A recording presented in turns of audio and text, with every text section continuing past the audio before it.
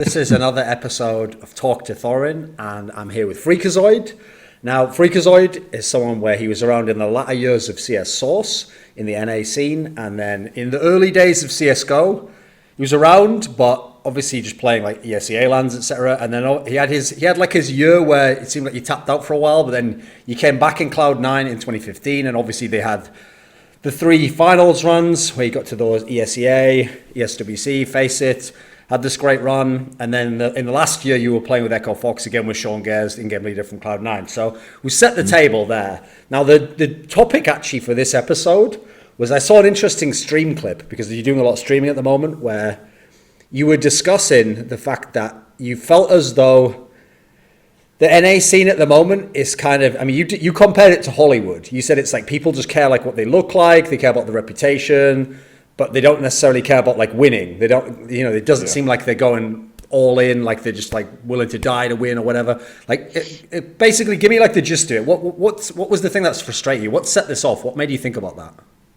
So, I think just when I'm comparing it to Hollywood, well, first off, I don't want to call anybody out. Second off, thank you for having me on your the podcast show on YouTube. Yeah, it's awesome. So first off, I don't want to call anybody out. I don't want to call teams out. It was more so just when I'm saying it is like Hollywood and they're like celebrities, I'm saying it because I feel like people care so much about like how, like what people think about them and like their reputations to the community and how much they're getting paid and who's in the spotlight, who's not in the spotlight and that sort of thing. They're not focusing on the main goal of what like this profession should mean to them and like winning. And that's kind of like where I was going with that.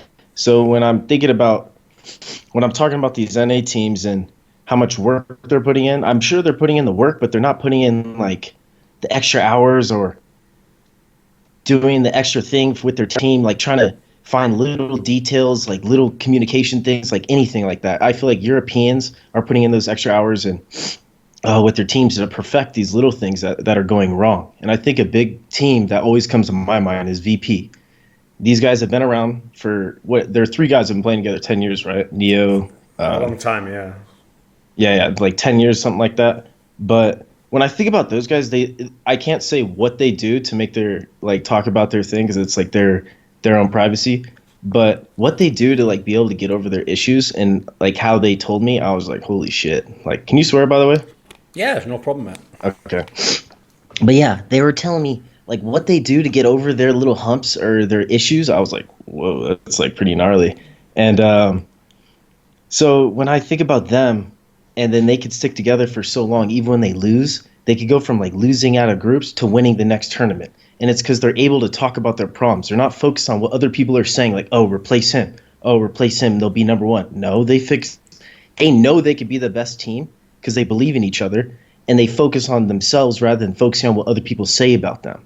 And I feel like in North America, they focus so hard on other people, like what they say, oh, replace this guy. But these guys don't understand, like to be even in other pro sports, they're not just together for, like they're building a team. Maybe a couple players leave here and there, but they have the core. But they don't just leave. You know what I mean? It's just these guys are so quick. They don't understand great things take time. And they're so quick to want to change the problem so quick and they think that solves it, but it doesn't do shit. They need to understand that great things take time, just like VP. These guys literally have been together for so long. They lose, win, whatever. They fix their issues. They stay true to themselves. They don't focus on other people. And that's like the problem with North America. They focus so hard on trying to be that biggest streamer, trying to be like make the most money or some other shit. They're not just focused on winning. That's like what my biggest problem is. Like they need to be mentally stronger here. We're not mentally strong over here. Astralis, lost in semis. What'd they do? They were just known for that. They couldn't get past that. And I even talked to Dupree. He said a big thing for him was the psychologist, or it's like a mental coach, correct? Yeah, sports psychologist, I think. Yeah, sports psychologist. He said that was huge for him. Look at him now. Dude, his ace, insane. And in the clutch, I mean, he's just mentally a different person now. And you could see it. You could see in his confidence how happy he is when he's winning. And, I mean, if that's what NA teams need to do, hire a damn sports psychologist. Throw your ego out the window, and if you want to win, and money comes to winning, believe it or not, it does. So take this game serious, take it for what it is, because it's gonna leave quick. Man, that shit left me quick. Nobody's waiting for me anymore. I'm gone. This thing's the only thing that probably keep me damn relevant. So shit. So you know what I mean? So okay, let's break some of this down then. So I thought one way I could actually ask you about some of this stuff is obviously like in your own career, things that have happened. So when you came to Cloud9 in 2015, like their team was kind of in bad shape when you arrived. You know, it was the one where they'd had Shazam and then it hadn't really worked out. And obviously like Hiko had gone already and then they had to kick Semphis. And so they were in like a rebuilding phase, you know, and even though obviously there was good pieces in the team, no one really knew actually, will this team be good? And if you remember that first event, the Gfinity, it didn't go well, you know. I think it went like last place or something, yeah. So one of the things that people actually noted early on, and something I remember seeing was, your attitude in the team seemed like it really helped Sean Gares because, okay, everyone's always known Sean Gares is a very good leader and he's got a good mind for the game and he's going to study the opponent and stuff. But I always got the sense in some of his past teams, in fact, I think that's probably one of the problems he had with Semphis, etc., is like some people in the team, he might have the right idea as to what you're going to do, but then maybe they just say like, nah, we're not going to do that, or they don't execute it in the game, you know? Mm-hmm. And so whether right or wrong, like we got the perception from the outside that one of the roles you kind of played in that team was you were kind of like the guy backing him up. You were kind of the enforcer. Yeah. Is that accurate? Oh, for sure. I always backed up Sean. Like I always believed in everything he called. Like I believed in it. I don't think I ever went against him in anything. Yes, we'd have discussions like in practice or scrims, but like when it came to match time, I always backed up everything he said because the dude puts in the most work. He studies the most demos. I mean, he's always working hard outside the game as well. Like whatever he does like outside his life, he works hard at. So I know inside the game he does the same thing, especially when it comes to demos. Dude takes notes like a mother effer. So yeah, I always backed him up. But like the one thing I knew I had to try and bring to every team I joined, well, two only recently, was after rugby. I knew what it take. Like it was more mental in rugby than it was physical for me because physically I'm blessed not to be a rude or arrogant or whatever or cocky, but yeah, I just was blessed. So mentally I always knew I had to be tough, and that's just how I was raised by my dad. So when I try to bring that to the team, I sacrificed my stats and the way I looked because I wanted to make my team around me better, which is what I wanted to do for Shroud because he was second in, and that was just my goal, and that was just my job. And I didn't care. I just tried to do the job to my best of my ability to help my team win, and that was always my goal. Sure. Because I mean, like you said, like in general, the theme of this, it's more like general concepts. We don't want to call specific people out. But okay, you mentioned Shroud there. I mean, the best period of Shroud's career was when you were doing this. You know, he had a guy to set him up, someone who kind of like knew what he needs. So in general, when you're talking about this, like connecting how you played, is this something that you're thinking of when you say like the NA scene is lacking in like the energy or the will to win or whatever? Because I mean, there's a lot of players that. I mean, Shroud's a good example. They're fantastically skilled, you know. You watch them play, you go, these guys should be some of the best in the world. But one of the questions always is, like, do they have the killer instinct? Or do they have, is the team set up the right way so that they're going to play their best, you know? Or, like, one of the things I've always noticed with some of the NA teams is, some of them, even if they tell you, like, oh, I was really practicing and we wanted to win, like, it's not that they like losing. It's just they don't really seem like it's the end of the world sometimes, you know? Exactly. Yeah, and going to Shroud, it's just I knew how skilled he was and how skilled he still is. Like when I played with him, I never thought anybody was better than me aim-wise until I watched that dude play, and I was just like, I'll go in first, bro. You do whatever you need, because I knew he was better than me, and I believed in him, and that's just what I did for him. I'm not saying he doesn't have that now. I'm saying right now, or what I did then, is just to set him up. That was my job, and I believed in him. It was that simple. But yeah, going to NA teams and they lose, it doesn't seem like it's the end of the world, and I think that's a big issue. Like, you can't be 1 foot out, 1 foot in anymore. Or like, you can't just be like, yeah, I'm going to be this and this. No, you either going to fucking play full throttle and try to win, or you can't play pro anymore. It's getting to that level where these young up-and-coming kids are trying their ass off to make pro because it's their dream, and they have that killer instinct. And you can't be 1 foot out. You got to go for it now, and that's like where the game is coming to. That's why all these top teams are so skilled, and that's why the game is kind of at a weird point where there's like the top 6 teams can really beat each other. And I saw with Heroic, up-and-coming team now, I guess. Like, shit, they're upsetting people, and it shows you they want it. And if you're not going to bring it, then that's just what happens. The game's going to leave you behind. The skill in this game is going up like crazy, and also the strats and the people are how much time people are putting into the game. it's really showing with these teams now. And that's like, I think, another big thing that NA is just always coming back. How am I going to look on paper, like the stats? Well, if you're going to sacrifice to help your team win, then you're not going to get cut. As long as you're winning, then you're fine. Until you start losing, then you have to look at yourself and try and fix that. And that's another thing too, going to NA, they point the finger at everybody. They don't look at and see, what am I doing wrong? They look at the other people. Oh, well, you sucked that game because you went 9-18. But instead, you have to look at the frags people get rather than exit frags and all that other shit. You know, there's a bunch that goes into it.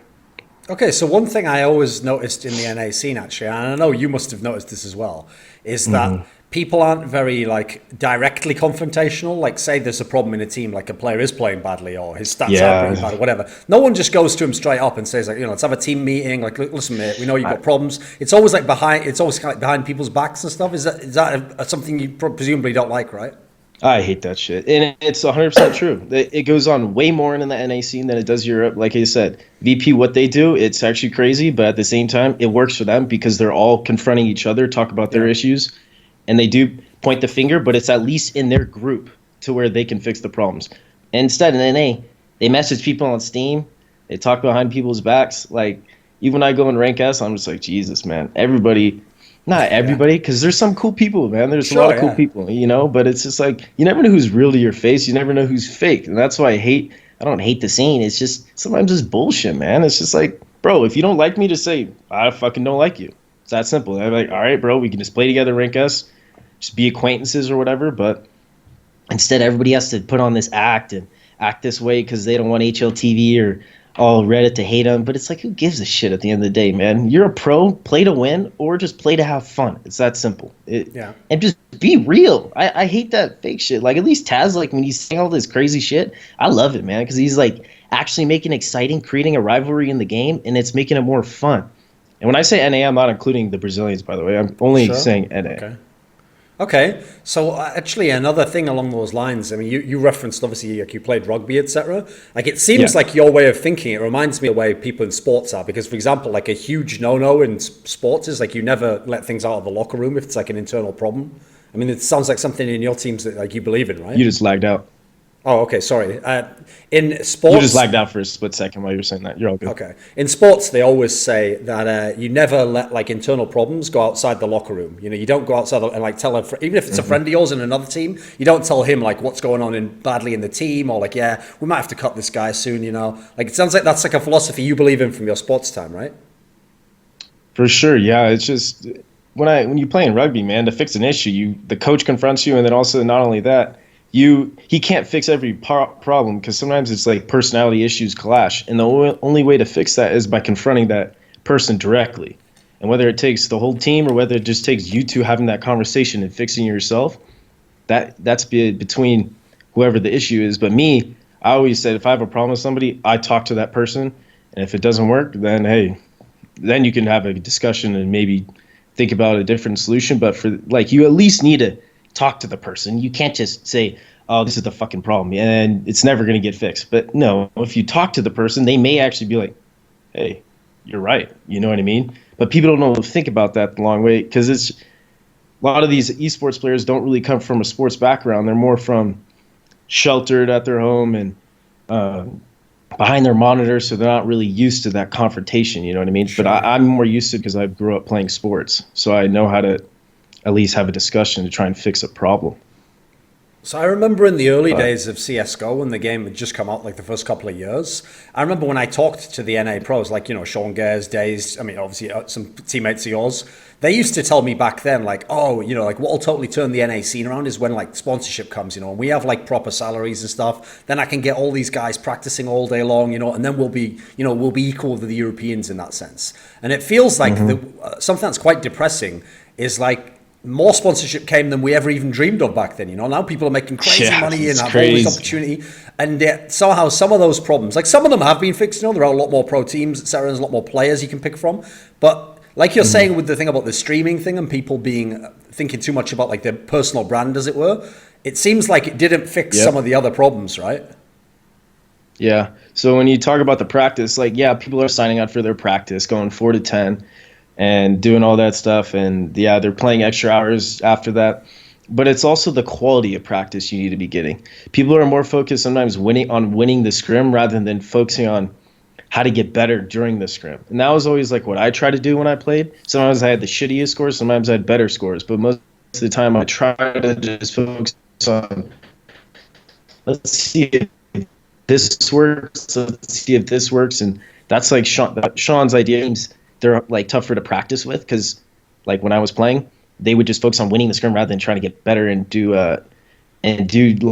something, just doing new shit. They just always try to win or scrim or pug, and it's just like, bro, why are you even playing if you're going to play like this? You're not getting better and we're getting worse. So what's the point? I mean, it's also the quality of the hours you're putting into it rather than just saying, yeah, I played this many hours this week, So, yeah. Yeah.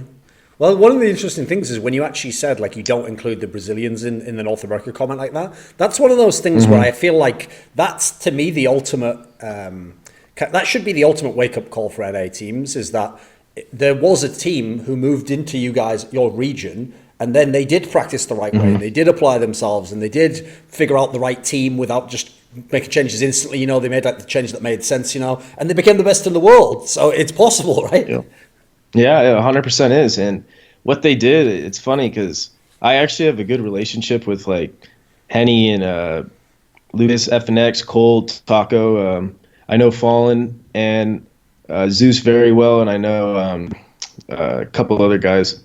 Forgetting the names right now, but they practice more with each other. Like in their own teams, they play against like each other more because they think they get better. They test certain situations with each other rather than like scrimming NA teams, which is kind of funny. And they said they like to boot camp in Europe, which helps them a lot. So it kind of shows you the quality here of practice for them isn't like what they like, and it's not realistic for what they want, like for tournaments.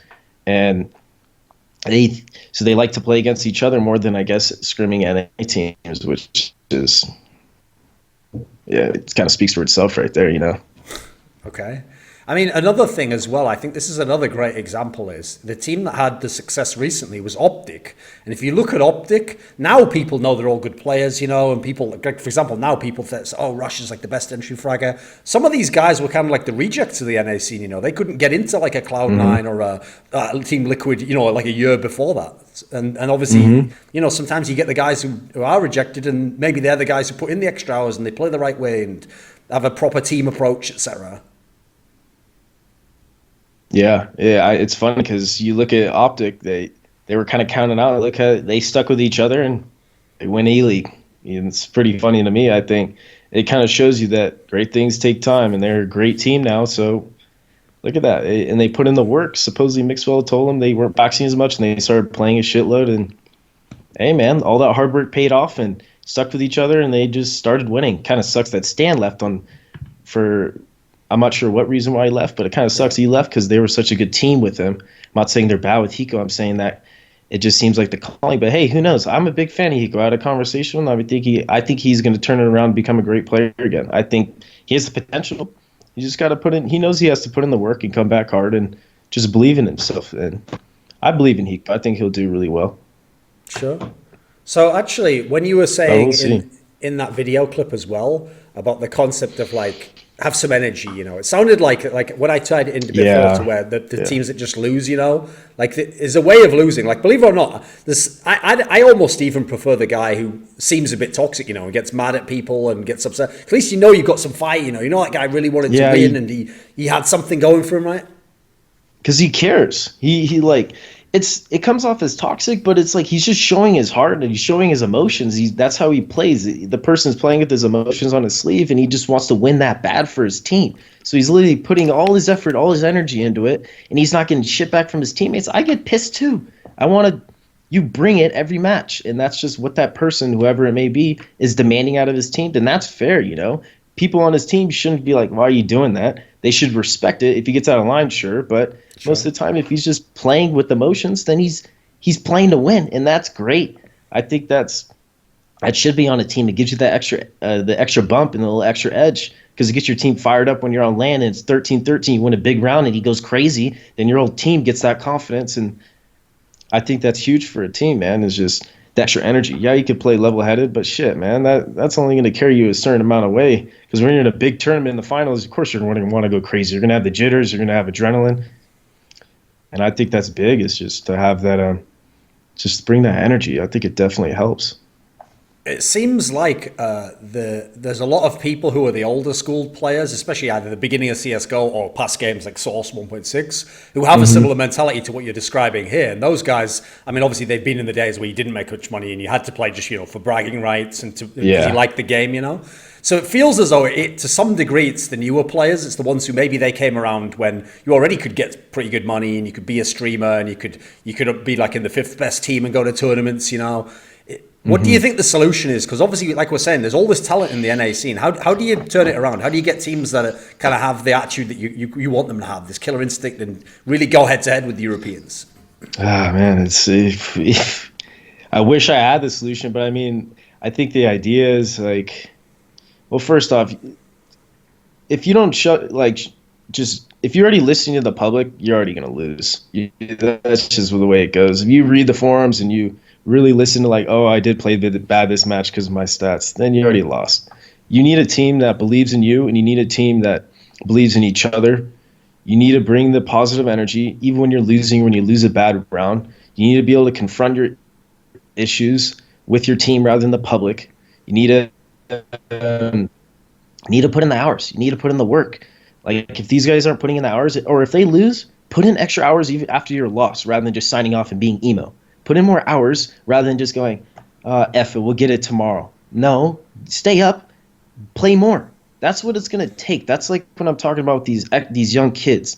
After they do bad, even my brother's trying to come up right now. After he does bad, this kid plays like 3 or 4 more hours after just to like fix it. Whatever was wrong, he tries to fix it. And he's trying to go pro. I'm trying to find that extra energy and like that killer instinct that you're talking about. You need to have that killer instinct now, and you can't have 1 foot out, 1 foot in. So I think the whole team needs to be in and invested on each other and understand it's going to take time rather than just say, if we don't win this, oh man, we're all done. No, just work hard, keep your issues together and confront them with each other rather than let it build up into something where someone gets cut for no fucking reason, or and then you continue to lose because of it.